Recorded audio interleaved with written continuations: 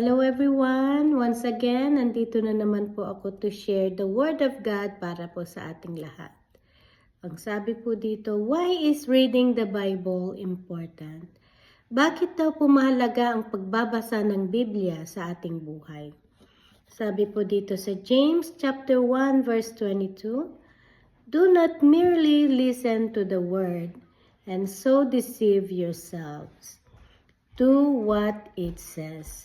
Ibig sabihin po na wag lang natin basahin or pakinggan yung salita ng Diyos, yung mga salita ng Diyos, kundi ay isagawa din natin yung mga salita ng Diyos, mga kapatid. Sabi po dito, reading the Bible is important for our spiritual growth. We are not supposed to be those that just read it and move on without allowing it to change our behavior. Kaya yung iba, binabasa lang natin, tapos lumalabas lang, pumapasok sa tenga, lalabas sa kabila. Parang wala din po, useless din po yun, yung pagkikinig natin sa salita ng Diyos na hindi natin isinasagawa. Kasi parang wala tayong pananampalataya, wala tayong paniniwala na ang salita ng Diyos ay totoo po. Amen. Kaya dapat pag narinig natin ang salita ng Diyos at nangusap sa atin ang Panginoon, dapat isagawa natin yun, gawin natin with action, mga kapatid. Kasi sabi po doon sa Bible na faith without action is death.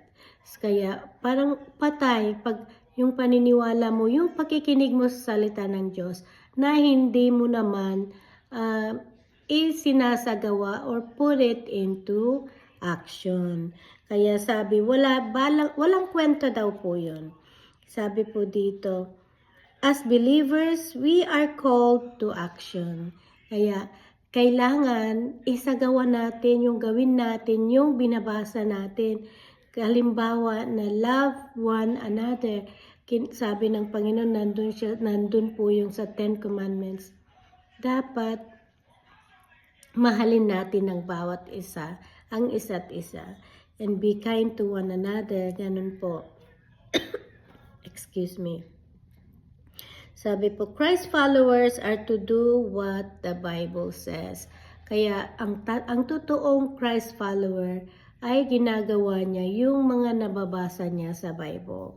Like, maging mabuti ka sa kapwa mo, do what is right. Yung tama ang gagawin mo. Hindi mo lang gagawin ng tama pag may nakakakitang tao sa'yo para lang mapansin ka or para lang parangalan ka. Hindi po ganun ang totoong Kristiyano. Totoong Kristiyano, ang paggawa ng mabuti ay kahit walang nakatingin sa'yo. Yun ang dapat. Yun ang tama.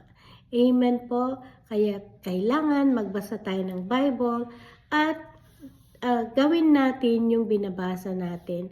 Isagawa natin yun. Na pilitin natin na magawa natin na with action, in action yung mga nababasa natin. Amen. And God bless everyone. Till next time.